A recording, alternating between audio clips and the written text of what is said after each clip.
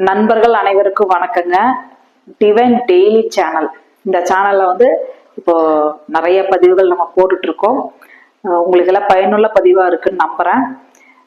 இன்னைக்கு என்ன பார்க்க போறோம் அப்படின்னு பார்த்துட்டீங்கன்னா, தேக்கு பெட்டி.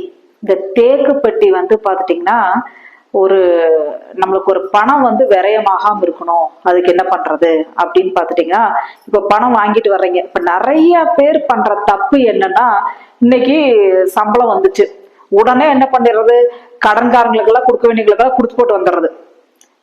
இஎம்ஐ யாருக்காவது லோன் கொடுக்கணும் அப்படின்னா கட்டிடுறது. முதல்ல தவிர்க்கணும். நீங்க ஒரு பணம் நம்ம கிட்ட வருதுன்னா 24 மணி நேரம் நம்ம கிட்ட இருக்கணும் அந்த பணம். அப்படின்னாதான் அந்த பணம் 24 மணி நேரம் கழிச்சு நம்ம வீட்டுக்குனாவது 1 கிலோ சர்க்கரையோ இல்ல கல்லுப்போ ஏதாவது ஒரு சுபவரையும் பண்ணணும். அதுக்கப்புறம் தான் அந்த பணத்தை நீங்க செலவு பண்ணணும். புரிஞ்சுதுங்களா? அப்போ இந்த பணத்தை பாத்துட்டீங்கன்னா, தேக்கு மரத்தாலான ஒரு கேஷ் பாக்ஸ், அதுல நீங்க பணத்தை வைக்கும் போது உங்களுக்கு பாத்துட்டீங்கன்னா அந்த பணம் விரயம் ஆகாது.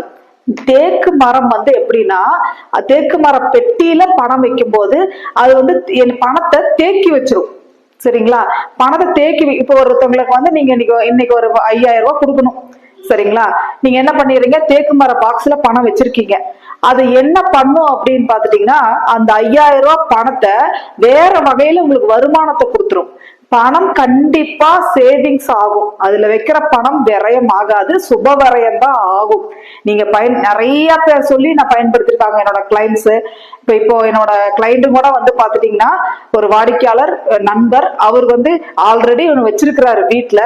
இப்ப ஆபீஸுக்கும் கூட ஒண்ணு வாங்கி கொடுங்க மேடம் நான் கிட்ட சொல்லியிருக்கிறாரு. சரிங்களா? அப்போ அவங்களுக்கு மாற்றங்கள் வந்தங்காட்டிதான் நம்ம கிட்ட சொல்றாங்க. ஓகேங்களா?